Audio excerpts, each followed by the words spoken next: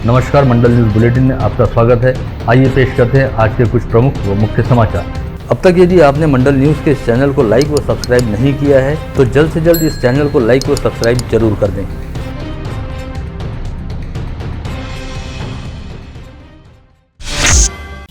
विधानसभा चुनाव की रंगीन तालीम माने जाते स्थानीय स्वायत्त संस्थाओं के चुनाव की धामधूम आगामी नवंबर माह के पहले सप्ताह में दिखाई दे सकती है और दीपावली के बाद मिनी विधानसभा चुनाव का नजारा दिखाई देने के साथ ही राजनीतिक आतिशबाजी का नजारा भी दिख सकता है। सूत्रों के मुताबिक महानगर पालिका व नगर पालिका क्षेत्रों की प्रभाग रचना के साथ ही ओबीसी आरक्षण का मसला अक्टूबर माह में हल हो जाएगा, ऐसी उम्मीद है। जिसके बाद राज्य की 25 जिला परिषद, 23 महानगर पालिका, 284 पंचायत समिति और 220 नगर पालिका क्षेत्रों में एक साथ चुनाव कराए जाने की संभावना है, जिसके लिए राज्य सरकार द्वारा अभी से अपनी रणनीति पर काम किया जा रहा है। राज्य में स्थानीय स्वायत्त निकायों के चुनाव दिसंबर 2021 में ही होना अपेक्षित था। वहीं इससे पहले कार्यकाल खत्म कर चुकी स्थानीय स्वायत्त संस्थाओं के चुनाव को कोविड संक्रमण की वजह से आगे धकेला गया था। इसके बाद ओबीसी आरक्षण के मुद्दे की वजह से सभी चुनाव आगे टल गए, जो प्रभाग रचना की वजह से भी कुछ समय तक टले रहे। लेकिन अब राज्य में सरकार बदल जाने के चलते स्थानीय स्वायत्त निकायों के चुनाव करवाने हेतु राजनीतिक दांव पे चलाए जाने शुरू हो गए।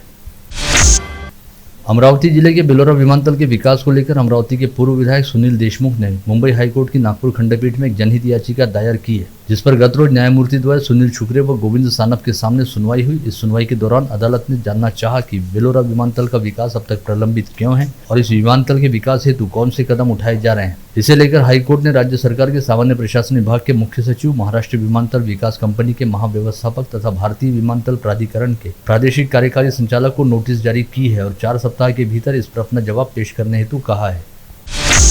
विगत वर्ष 23 अगस्त को कोविड प्रतिबंधात्मक नियम लागू रहने के बावजूद अमरावती शहर में भारतीय जनता युवा मोर्चा द्वारा पार्टी के एक कार्यक्रम दौरान बाइक रैली का आयोजन किया गया था, जिसके लिए अमरावती शहर पुलिस ने उस बाइक रैली में शामिल हुए भाजपा के वरिष्ठ नेता व पूर्व मंत्री चंद्रशेखर बावनकुले को नामजद किया था, जिसकी सुनवाई के लिए आज बावनकुले को अमरावती कोर्ट के सामने उपस्थित रहने हेतु कहा गया था। ऐसे में भाजपा प्रदेशाध्यक्ष रहने वाले चंद्रशेखर बावनकुले ने आज अमरावती पहुंचकर कोर्ट के सामने अपनी हाजिरी लगाई, जहां पर न्यायाधीश के सामने बावनकुले की ओर से शहर के वरिष्ठ विधिज्ञ प्रशांत देशपांडे ने उपस्थित रहकर युक्तिवाद किया। इस समय कोर्ट परिसर में पूर्व पालक मंत्री व विधायक प्रवीण पोटे सहित भाजपा के अनेकों पदाधिकारी उपस्थित थे।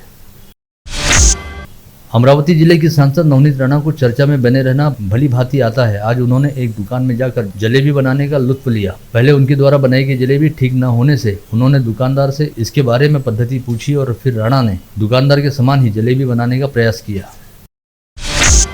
कांग्रेस प्रदेशाध्यक्ष नाना पटोले के 2 दिवसीय अमरावती दौरे के समय स्थानीय पदाधिकारियों द्वारा अपनी अनदेखी किए जाने और खुद को प्रदेशाध्यक्ष के दौरे से दूर रखे जाने को लेकर अमरावती की कांग्रेस विधायक सुलभा खोड़के ने एक्सप्रेस विज्ञप्ति जारी की थी, जिसमें शहर कांग्रेस के पदाधिकारियों को लेकर काफी गंभीर और संगीन आरोप लगाए गए थे, जिस पर पलटवार करते हुए कांग्रेस के स्थानीय पदाधिकारियों ने विधायक सुलभा खोड़के को कटघरे में खड़ा करने का प्रयास किया है। साथ ही विधायक सुलभा खोड़के द्वारा लगाए गए सभी आरोपों को पूरी तरह से बेबुनियाद बताते हुए कहा कि दूसरों पर आरोप लगाने से पहले विधायक सुलभा खोड़के ने पहले खुद आत्मपरीक्षण करना चाहिए और सोचना चाहिए कि क्या वे खुद कांग्रेस के विधायक के तौर पर कांग्रेस पार्टी के प्रति एकनिष्ठ और समर्पित हैं। इसके साथ ही कांग्रेस के स्थानीय पदाधिकारियों ने विधायक सुलभा खोड़के द्वारा गत रोज मीडिया के जरिए जारी की गई प्रेस विज्ञप्ति को सिरे से खारिज कर दिया।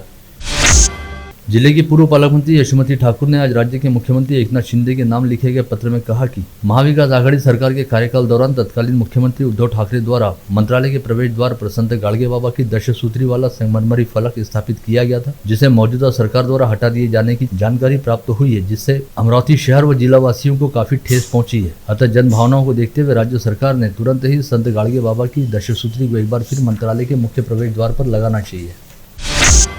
फसल बीमा योजना को लेकर लगातार प्राप्त हो रही शिकायतों का निवारण करने हेतु चांदू रेलवे क्षेत्र के विधायक प्रताप अड़सड़ आज खुद कई किसानों के साथ चांदू रेलवे स्थित कृषि कार्यालय पहुंचे, जहां पर उन्होंने कृषि अधिकारियों को साफ तौर पर ताकीद दी कि फसल बीमा कंपनी द्वारा गलत पद्धति से किए गए पंचनामे की वजह से किसानों का नुकसान हो रहा है, अतः पंचनामों में हुई गलती को तुरंत दुरुस्त किया जाए।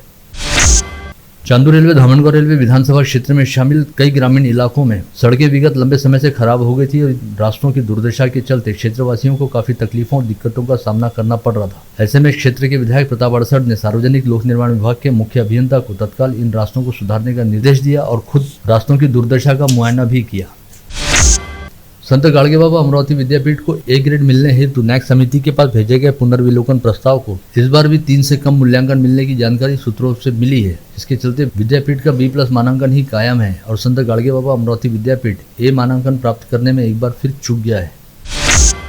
मनपा आयुक्त प्रवीण आष्टीकर ने शहर के चौक चौराहों को सुंदर बनाने का संकल्प लिया है, जिसके तहत प्रस्ताव बनाने के निर्देश प्रशासन को दिए गए हैं। इसके तहत शहर के कई चौक चौराहों का समावेश करते हुए रोड डिवाइडर की खाली जगह पर पौधे लगाने और रास्ते की सुंदरता बढ़ाने के निर्देश भी निगमायुक्त आष्टीकर द्वारा दिए गए हैं। मध्य रेलवे ने त्योहारों के सीजन को देखते हुए मुंबई और नागपुर के बीच 4 साप्ताहिक सुपरफास्ट विशेष ट्रेन चलाने की घोषणा की है। गाड़ी संख्या 01033 और 01034 इन 2 रेलगाड़ियों का आरक्षण वेबसाइट और टिकट खिड़कियों से प्रारंभ होने की जानकारी भी रेलवे द्वारा दी गई है। युवक कांग्रेस के अमरावती शहर अध्यक्ष वैभव देशमुख द्वारा मनपा आयुक्त प्रवीण आष्टीकर को सौंपे गए ज्ञापन में बताया गया कि वर्ष 1973 में 23 मार्च को शहीद दिवस के उपलक्ष्य में इरविन चौक पर शहीद स्मृति स्तंभ स्थापित करने के साथ ही शहीद भगत सिंह के छोटे भाई सरदार कुलवीर सिंह के हाथों टोपेनगर परिसर में शहीद भगत सिंह बालोद्यान का शिलान्यास किया गया था, लेकिन 50 वर्ष का समय बीत जाने के बावजूद भी यहाँ पर बालोद्यान की निर्मित नहीं हो पाई। ऐसे में मनपा प्रशासन द्वारा देश के वीर शहीदों की अवहेलना को तत्काल बंद किया जाना चाहिए और यहाँ पर शहीद आजम सरदार भगत सिंह की स्मृति में क्रीडांगण का निर्माण किया जाना चाहिए।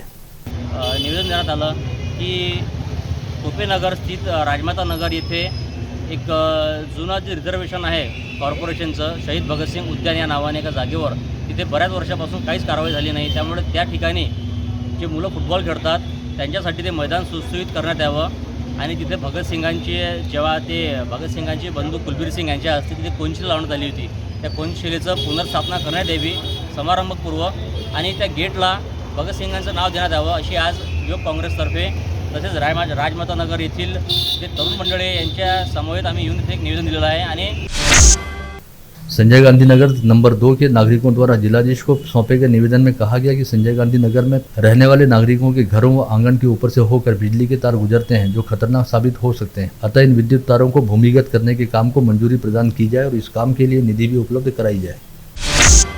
मनपा क्षेत्र अंतर्गत सभी सड़कों की खस्ता हालत और उस पर प्रशासन की घोर उदासीनता के खिलाफ आक्रामक होते हुए भीम आर्मी भारत एकता मिशन ने आज दोपहर मनपा कार्यालय पर अर्थी आंदोलन किया, जिसके तहत बाकायदा एक अर्थी सजाकर नेहरू मैदान से महानगरपालिका मनपा कार्यालय में आयुक्त के सामने ले जाने का प्रयास आर्मी के कार्यकर्ताओं ने किया।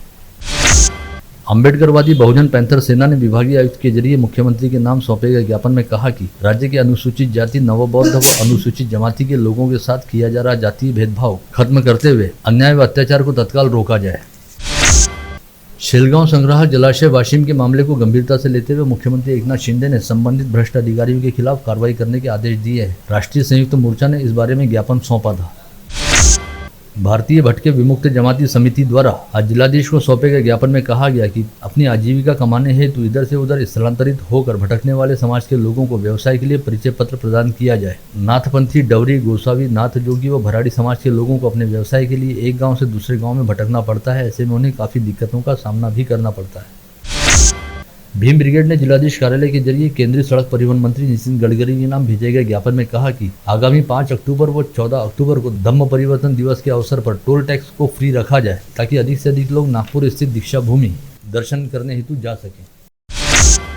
होटल ग्रैंड महफिल के बंधन लॉन पर आयोजित बैरिस्टा 2022 भव्य गरबा रास का बुधवार रात पूर्व पालक मंत्री व विधायक प्रवीण पोटे पाटिल ने आनंद लिया और माताजी की भव्य आरती भी पूर्व पालक मंत्री प्रवीण पोटे के हाथों हुई। इस अवसर पर मुख्य आयोजक सागर भट्टी सहित शहर के अनेकों गणमान्य नागरिक उपस्थित थे।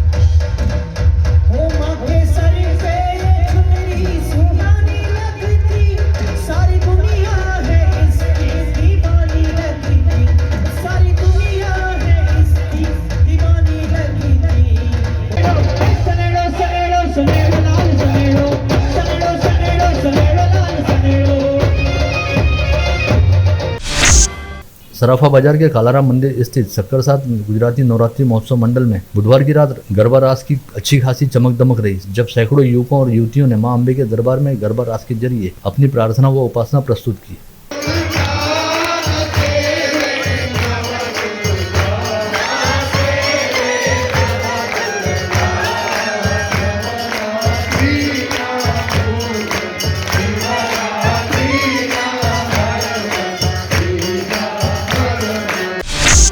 दस्तूर नगर परिसर की फॉरेस्ट कॉलोनी में रहने वाले गणेश पिंदाम नामक 63 वर्षीय कटला चालक व्यक्ति ने विगत 3-4 वर्षों से दिन रात कड़ी मेहनत करते हुए एक वस्तु जमा कर किसी से भी एक पैसे का योगदान लिए बिना अपने मजदूरी के पैसे से एक मंदिर का निर्माण किया और शारदीय नवरात्रि के उपलक्ष्य में पहले ही दिन मंदिर में शीतला माता की मूर्ति स्थापित कर लोगों को समर्पित किया। इस कार्य के बारे में परिसर के लोगों द्वारा गणेश पिंदाम की प्रशंसा की जा रही है।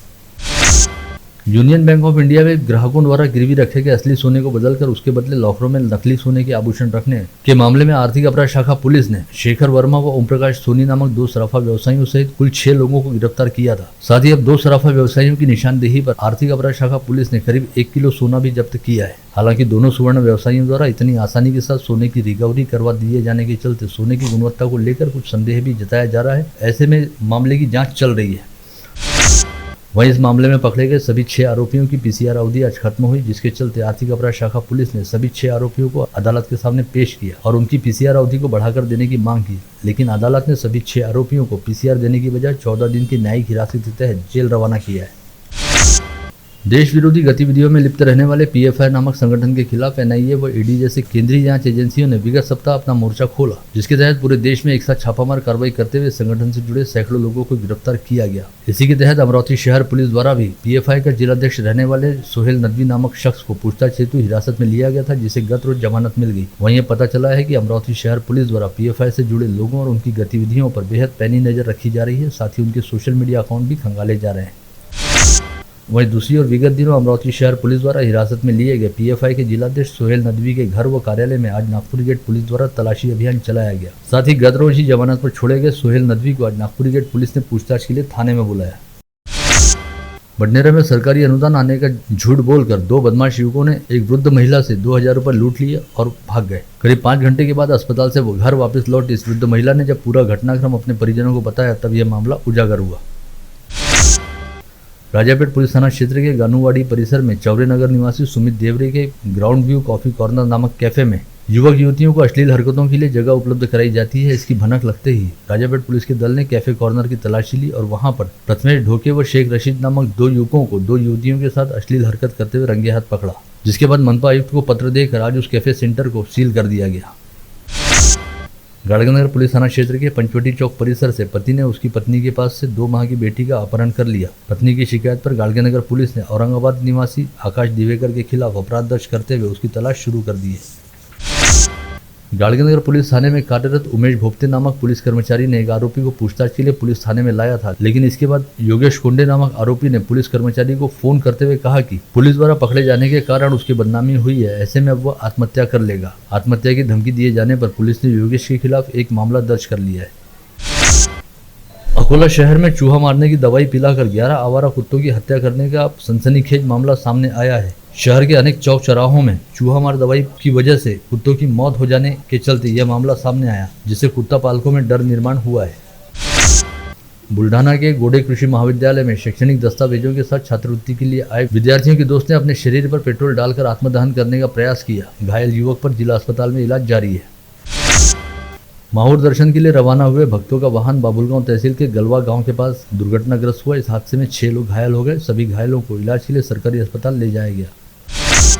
वाशिम जिले की मंगरूलपील तहसील अंतर्गत कोलंबी फाटे पर कार द्वारा मारी गई टक्कर में मोटरसाइकिल सवार की घटनास्थल पर ही मौत हो जाने की घटना घटित हुई। मृतक युवक की शिनाख्त इरफान कलरवाले के तौर पर हुई है। वाशिम जिले की रिसोड तहसील के आसेगांव पेन में तहसील स्तरीय समिति ने छापा मारकर बोगस डॉक्टर पवन खांजोड़े को रंगे हाथ गिरफ्तार किया, जो पिछले कई दिनों से अवैध तरीके से निजी तौर पर अस्पताल चला रहा था। पश्चिम विदर्भ क्षेत्र के यवतमाल व चंद्रपुर जिले के विभिन्न क्षेत्रों में बुधवार की शाम बिजली गिरने के कारण 5 लोगों की मौत हो गई। मृतकों में 3 महिलाओं का भी समावेश है, वहीं 3 अन्य लोग गंभीर रूप से झुलस गए हैं। आप देख रहे थे मंडल न्यूज बुलेटिन। हमारे चैनल को लाइक करें, शेयर करें और हाँ, सब्सक्राइब करना ना भूलें। कल होगी आपसे फिर मुलाकात, तब तक के लिए धन्यवाद।